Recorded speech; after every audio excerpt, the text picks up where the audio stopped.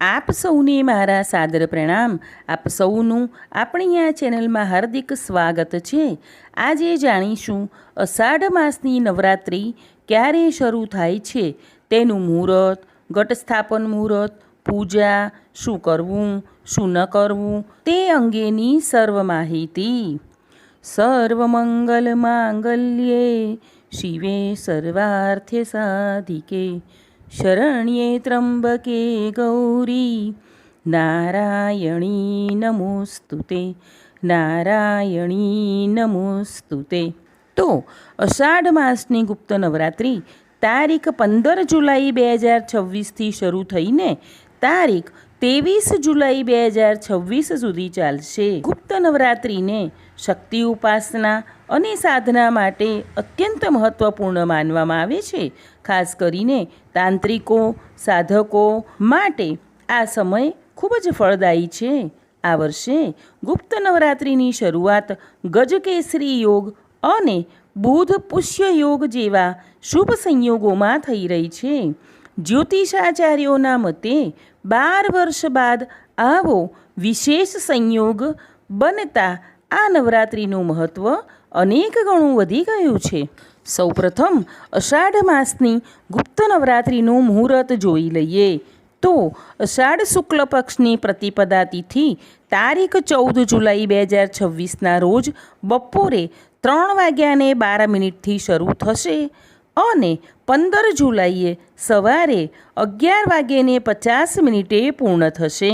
જે ભક્તો આ ગુપ્ત નવરાત્રિમાં ઘટસ્થાપન કરવા ઈચ્છે છે તેઓએ તારીખ 15 જુલાઈ 2026ના રોજ સવારે 5:33 થી 10:09 સુધીમાં કરવાનું રહેશે। આ સમય દરમિયાન માતા શક્તિની આરાધના અને કળશ સ્થાપના કરવી શુભ માનવામાં આવે છે।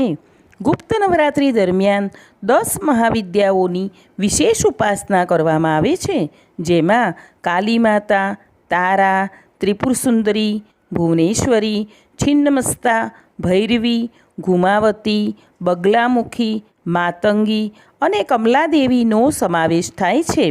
તેમની આરાધનાથી શત્રુબાધા, ગૃહદોષ અને નકારાત્મક શક્તિઓથી રક્ષણ મળે છે। ગુપ્ત નવરાત્રિની પૂજા એકાંતમાં કરવાની પરંપરા છે।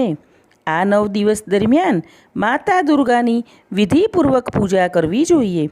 દુર્ગા સપ્તશતી, દુર્ગા ચાલીસા, દેવી કવચ અથવા સિદ્ધ કુંજિકા સ્તોત્રનો પાઠ કરવો શુભ મનાય છે। માતાને લાલ ફૂલ, લાલ ચુંદડી અને શ્રીફળ અર્પણ કરવું તથા ઓમ ઐં રીમ ક્લીમ ચામુંડાયૈ વિચ્ચૈ આ મંત્રનો જાપ કરવો જોઈએ। નૈવેદ્યમાં માતાજીને ખાસ કરીને ખીર અથવા તો કોઈ પણ ફળ જે મોસમી હોય તે અર્પણ કરી શકાય છે। ખાસ કરીને નવરાત્રિ દરમિયાન પોતપોતાની કુળદેવીનું ખાસ પૂજન કરવું। શાસ્ત્રોમાં કહ્યું છે કે કુળદેવીમાં દરેક દેવીઓનો વાસ હોય છે, જે આપણા કુળ અને પરિવારનું રક્ષણ કરે છે। શક્ય હોય તો આ દિવસોમાં કુળદેવીનો અખંડ દીવો પણ રાખી શકાય છે। હવે જોઈશું શું કરવું અને શું ન કરવું। તો આ દિવસોમાં સાત્વિક ભોજન કરવું અને બ્રહ્મચર્યનું પાલન કરવું। ક્રોધ, અસત્ય, નિંદા અને તામસિક આહારથી દૂર રહેવું જરૂરી છે।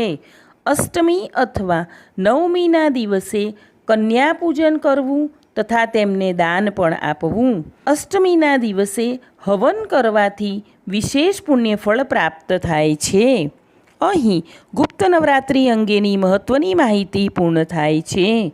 આશા રાખું છું કે આ માહિતી આપ સૌને મદદરૂપ થશે।